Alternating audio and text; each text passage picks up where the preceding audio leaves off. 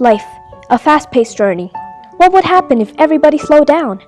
Microcampus was the chance of a lifetime to truly experience life at its fullest. We were able to go outside our comfort zone, and we were also able to immerse ourselves into the culture.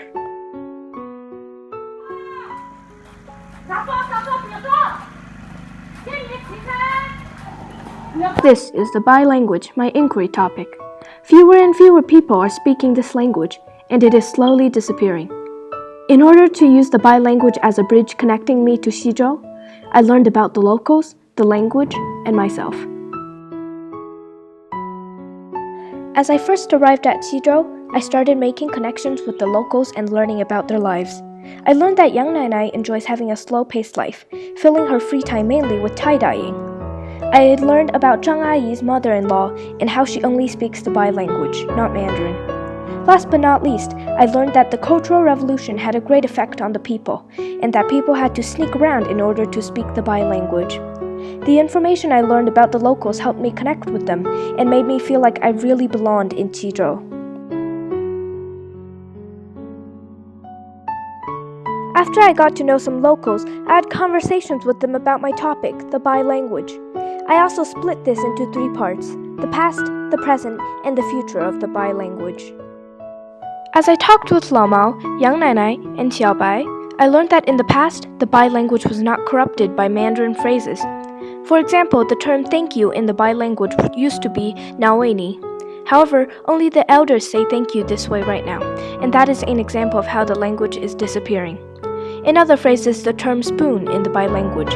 It used to be called mizao, and now it is just called shaozi, which is spoon in Mandarin. As I talked with Miss Ying, the elementary school principal, I learned that the bi-language has many Mandarin phrases incorporated in it as of today. For example, the term thank you right now is 多谢, which is many thanks in Mandarin. Phrases such as television and phone are also in Mandarin. However, some phrases have stayed the same throughout time. Here is a video clip of some examples. 就是我们吃早饭，吃早饭不说话的话，一茶要对人家有礼貌的话，你就要好好的跟人说，你别安啦。 Using the information I found from the past and the present of the bi-language, my prediction is that the bi-language will continue to change throughout the course of time. More Mandarin phrases may make its way into the bi-language, and fewer people may still speak this language, since some kids here in Xizhou do not even know how to speak bi. My guess is that if parents start neglecting the bi-language and thinking of it as unnecessary, then sooner or later the bi-language will disappear altogether. Throughout my time here at Microcampus, I have slowly started to learn more about myself. Microcampus showed my true characters, and for the first time, I was really able to reflect on myself. I learned that I have a good work ethic, and in times where I am under stress, I can still carry on and push myself forward. However, because of this, I sometimes give myself too much pressure and do everything to my standards.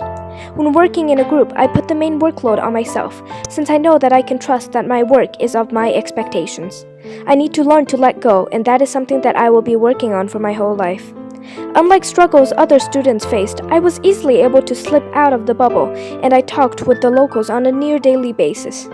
Although I could talk easily with the locals, I did have some social tension with some specific microcampus students. Throughout this month, I learned how to cooperate with one another, and that is a life lesson that I am thankful for. I had many takeaways from Microcampus. From learning about the locals and the bi-language to learning about myself, I really feel like I connected with the village. Microcampus has transformed me into a better person, and I truly experienced life at its fullest. There is a difference between living and breathing, between seeing and looking, and Microcampus has been the journey that helped me see the world at a whole new perspective.